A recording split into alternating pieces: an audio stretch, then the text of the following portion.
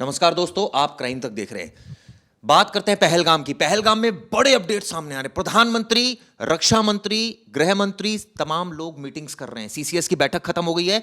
इस बीच अब जो सबसे बड़े कमांडर की तलाश है वो लश्कर के टॉप कमांडर फारूक अहमद की। आखिर वो है कहां? मूसा तो अभी तक पकड़ नहीं पाए हैं, ये कब तक पकड़ा जाएगा? इस बीच क्या भारत कार्रवाई करने जा रहा है? सेना को मिल गई है खुली छूट, इसका क्या मतलब है? तमाम मुद्दों पर बात करेंगे। सबसे पहले फारूक अहमद कहां है, इसकी तलाश हो रही है। ये अब इस समय रडार पर है। बड़ा बड़ा आतंकी है। इसका नाम क्यों सामने निकल कर आ रहा है और इसे बड़ा क्यों बताया जा रहा है? ये देखिए, लश्कर तोयबा का तो ये टॉप कमांडर था ही, लेकिन टॉप कमांडर इसको क्यों बोल रहे हैं? क्योंकि हमने देखा पिछले 5-6 दिन से, चिराग जी आपने देखा होगा, 5-6 लोगों को अरेस्ट किया है। उन सबको एक नाम दिया गया है ओवरग्राउंड वर्कर्स। मतलब ये भारत के देश का खाते हैं और भारत के साथ गद्दारी करते हैं। मतलब भारत में रह के जो पाकिस्तानी आतंकी आ रहे हैं उनको लोकल सपोर्ट दे रहे हैं। लोकल सपोर्ट में सब कुछ आता है, खाना पीना, बम बारूद गोला सब कुछ। अब क्या था, ये फारूक अहमद वैसे लोगों को तैयार करता था, ये वैसे लोगों को टारगेट करता था और उन्हें तैयार करता था, उनकी फौज तैयार करता था। इसने 1990 से 2016 तक 20 बार भारत से पाकिस्तान, पाकिस्तान से भारत ऐसा चक्कर लगा चुका है। इसकी तलाश बहुत पहले से थी। एनआईए को, नेशनल इन्वेस्टिगेशन एजेंसी के नज़र में बहुत पहले से था। आईबी की भी इंटेलिजेंस इसके खिलाफ थी कि ये या कहाँ कहाँ ट्रैवल कर रहा है। लास्ट लोकेशन, लेकिन सबसे बड़ा सवाल है कहाँ ही अभी इसके बारे में कोई लोकेशन इसके बारे में नहीं पता। ये इसका घर जो था 4 दिन पहले इसका घर भी गिरा दिया गया है, क्योंकि इसके बारे में इंफॉर्मेशन तो कुछ मिल नहीं रही है, ये भी गायब है। चिराग जी अब बताइए, 8 दिन का समय हो गया है, आपने सोचा नहीं अभी तक आतंकी क्यों नहीं पकड़ा है? सबसे इंपॉर्टेंट चीज, ये जो ओवरग्राउंड वर्कर्स की बात आ रही है ना, लोकल यानी देश के गद्दार, सीधा सीधा बोलिए।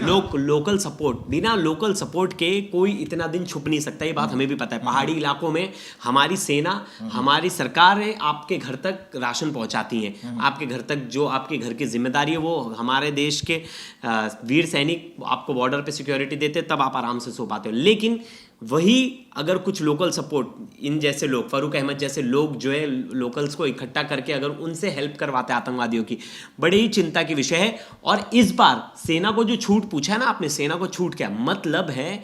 आतंकियों को अगर पकड़ने के लिए, मार गिराने के लिए आपको जो कुछ करना है आप करिए। आतंकवाद को खत्म करने के लिए फ्री हैंड दिया है। आपको इसके बारे में सोचना नहीं है कि वो बॉर्डर के इस पार है या उस पार है। आपको आतंकवाद को खत्म करना है। लेकिन सबसे बड़ी हर कोई बात कसी जाएगी, उनकी भी नकेल कसी जाएगी जो भारत में रह के, भारत का खा के, भारत के साथ जो गद्दारी कर रहे हैं, गद्दार है ना जो, मतलब बिल्कुल बिल्कुल, उन्हें भी नहीं छोड़ा जाएगा, उन्हें भी नहीं बख्शा जाएगा। और फारूक अहमद जैसे लोग नहीं, मतलब ऐसे आतंकियों ने ही एक फौज पूरी खड़ी कर दी थी। आपको याद होगा कुलगाम से 2 लोगों को गिरफ्तार किया गया था, जिनके पास से भारी बम और बंदूकें मिली थी, हैंड ग्रेनेड था उनके पास से भी पता चला वो भी ऑन ग्राउंड वर्कर हैं, वो भी लश्कर तोयबा और जैश ए मोहम्मद के आतंकियों को सपोर्ट करते हैं। फिर क्या हुआ चिराग जी, ये ऑन ग्राउंड वर्कर्स थे, फिर इनका पूरा लिस्ट निकाला गया। एनआईए और जांच एजेंसी ने 14 आतंकियों की लिस्ट निकाली और बताया कि ये आतंकी ग्राउंड पे मौजूद है और यही लोग हेल्प कर रहे हैं। आज आपने एक रिपोर्ट भी बनाई है जिसमें एनआईए का जो डोजियर है उसमें इनको जिहादी बोला गया है। बिल्कुल, मैंने देखा कि बहुत जितने भी नाम थे उन सबके आगे, नाम के आगे उन्होंने जिहादी लिखा था।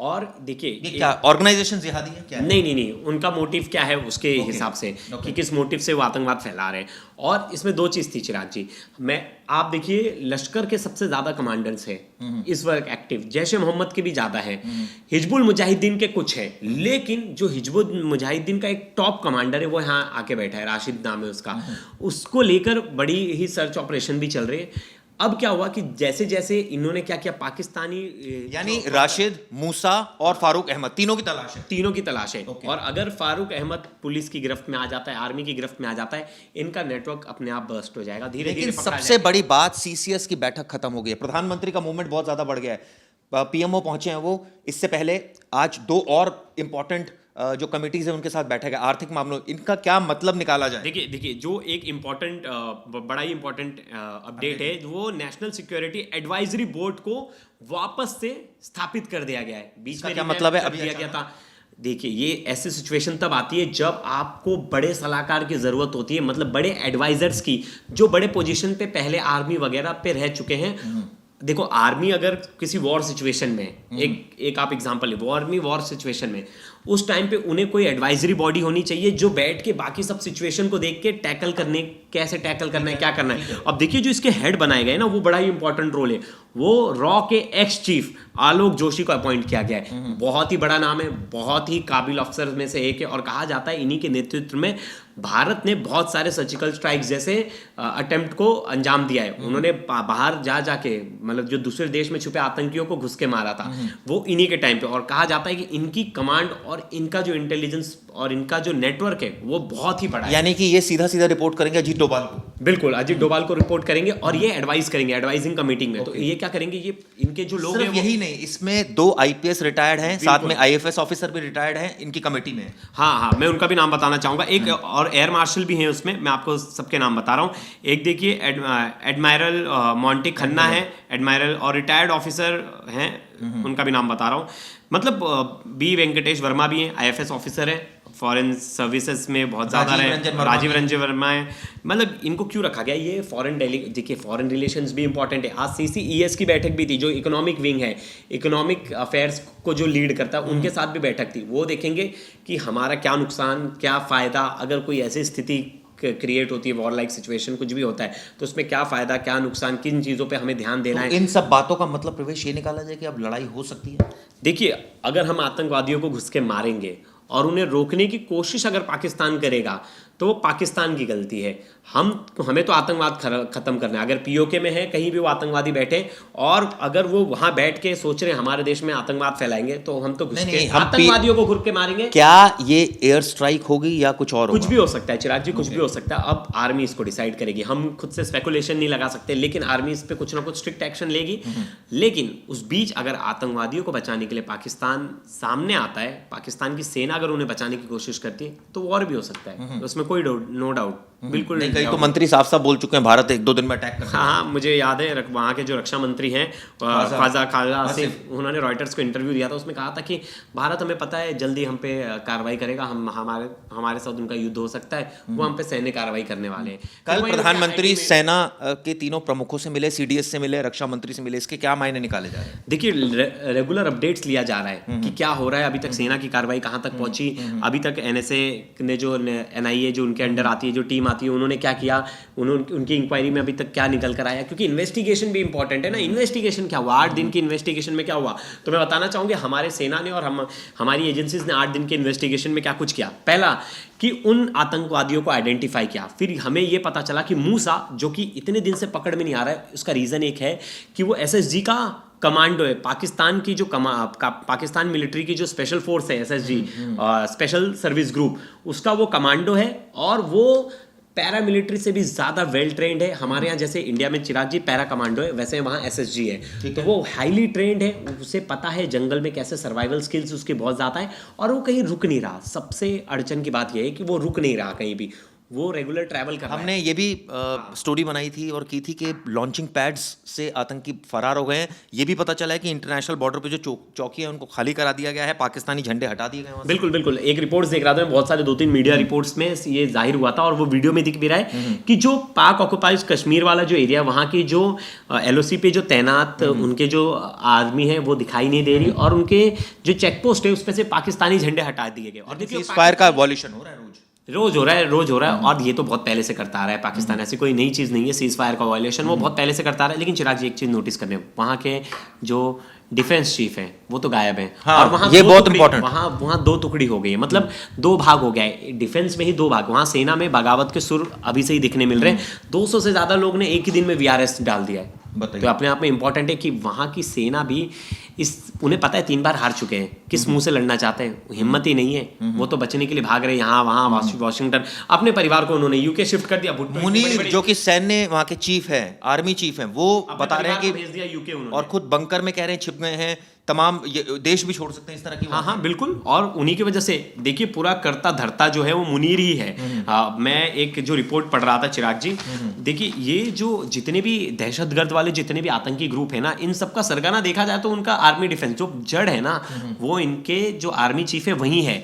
वहाँ पॉलिटिकल पावर्स तो है नहीं पॉलिटिशियंस को ज़्यादा, वो ज़्यादा देश में कुछ कर नहीं सकते, पूरी पावर्स तो दे रखी है इन्होंने डिफेंस।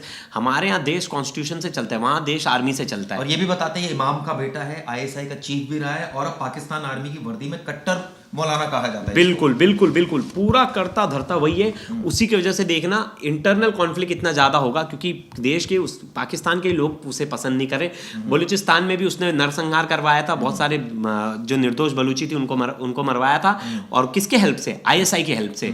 ये बात बलूच के लोगों को बर्दाश्त नहीं, तो बलूच के लोगों ने भी रिटेलिएट किया। फिर वो रिटेलिएशन में आपने देखा होगा कि पूरी ट्रेन को ही हाईजैक कर लिया गया था बलूच आर्मी की तरफ से, और इंटरनल कॉन्फ्लिक्ट इतना ज्यादा बढ़ रहा है कि पाकिस्तान इसी के चक्कर में गहरे संकट में फंस गया है। कई न्यूज चैनलों और अखबारों में उनके खिलाफ तीखी प्रतिक्रियाएं आ रही हैं, जिसमें कहा गया है कि उनके बड़बोलेपन और आतंकी साजिशों के कारण पाकिस्तान आज टूटने के कगार पर। बिल्कुल टूटने के कगार पे, मतलब टूट जाएगा ये। अगर ये वॉर हुआ, वॉर वाली सिचुएशन क्रिएट हुई, तो ये पाकिस्तान के लिए आखिरी वॉर होगा।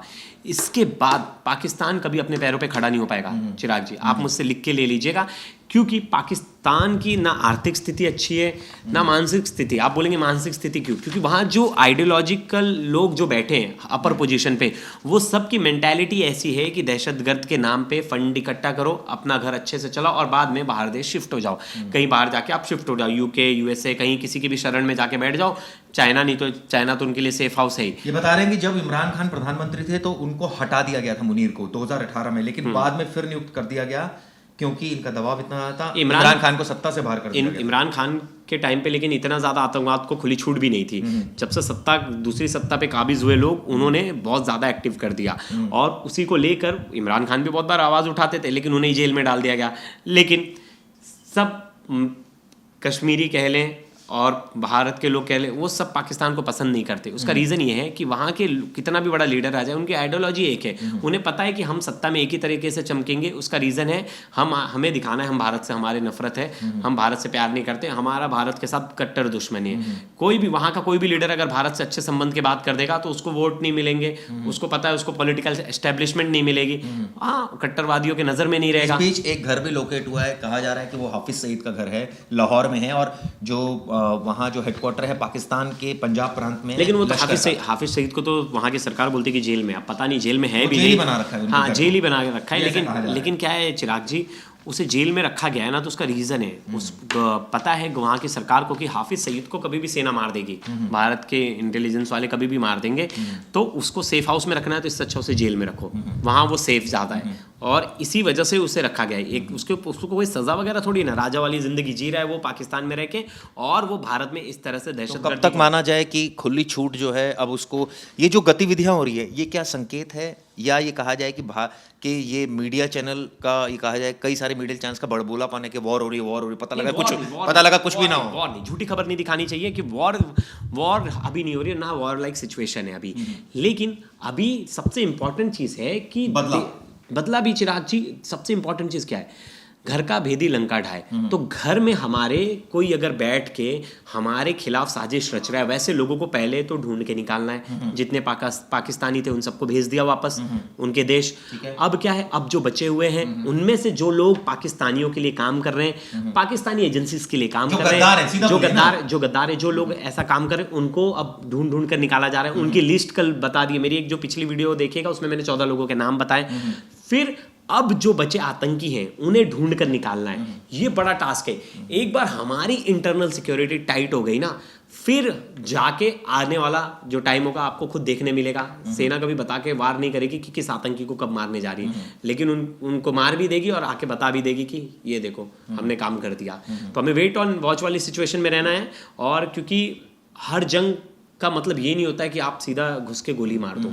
जंग स्ट्रैटेजिकली भी लड़ी जाती है। और तस्वीरें दिख रहे हैं अटारी बॉर्डर से लोग जा रहे हैं, कई सोशल मीडिया पर मैं देख रहा था, कमेंट्स भी सुन रहा था कि मेडिकल वीजा वालों को ठीक है 4 दिन का वक्त दिया, लेकिन कई ऐसे होते हैं प्रवेश ऐसे में कोई गंभीर बीमारियों से जूझ रहे होते हैं, और उनका कोई वॉर से, उनका कोई आतंकवाद से लेना देना नहीं होता। नहीं, लेकिन हम अपनी सुरक्षा के लिए हम कोई जोखिम नहीं ले सकते ना चिराग जी। वहाँ ह्यूमैनिटी तो है, हम उनका इलाज करा रहे हैं, सब कुछ करा रहे हैं, लेकिन आप अपने देश में जाइए, इलाज कराइए। कब क्या पता उस रूप में कोई बहरूपिया हो, मतलब कोई एजेंसी का आदमी हो जो वहाँ के लिए काम कर रहा है, पाकिस्तान के लिए काम कर रहा है। तो अभी कोई रिस्क लेना नहीं है, कोई ह्यूमैनिटेरियन ग्राउंड पे कोई भी ऐसी चीज़ें नहीं दिखानी, बड़ा दिल नहीं दिखाना। बहुत बड़ा दिल दिखा दिया, बड़ा दिल दिखाने के चक्कर में आज इतने सादा आतंकवाद का हमला हमारे यहाँ हो रहा है। मतलब इतना बड़ा 26/11 से भी ज़्यादा था ये दहशतगर्द। मतलब आप इस तरह से निहत्थे लोगों को, जो बेचारे अपना कितने दूर दूर से ट्रैवल करने आए थे, घूमने आए थे वहाँ। और देखिए कश्मीरियों की भी ना एक बड़ी जिम्मेदारी बनती है। मैं इस वीडियो में कहना चाहूँगा कि आपके आसपास कुछ लोगों की वजह से ना बार बार ना लोकल, हम लोग जो लोग बोल रहे हैं ना, लोकल वर्कर, वहाँ के जो लोग ऑन ग्राउंड वर्कर वहाँ के जो हैं, आपको ऐसे लोगों को चिन्हित करना है। यानी गद्दारों को चिन्हित करना है आपने कि देश के खिलाफ जो साजिश रच रहे हैं, देश के खिलाफ गद्दारी कर रहे हैं। आपको ऐसे लोगों को चिन्हित करना है। इससे आपका टूरिज्म खराब हो रहा है। कुछ लोगों की वजह से कुछ लोग उन आतंकवादियों की हेल्प कर रहे हैं, तो जिससे बार बार नाम आ जाता है कि जम्मू कश्मीर के लोग भी इसमें इन्वॉल्व हैं कि आतंकवादियों की, पाकिस्तानियों की हेल्प कर रहे हैं। लेकिन सारे नहीं, कुछ सारे नहीं, 1% भी नहीं होंगे ये, 1% भी नहीं होंगे। चलिए खैर, इस पर हमारी अपडेट रहेगी। और सेना को छूट का मतलब हमने आपको समझा दिया, क्या क्या अपडेट्स थे।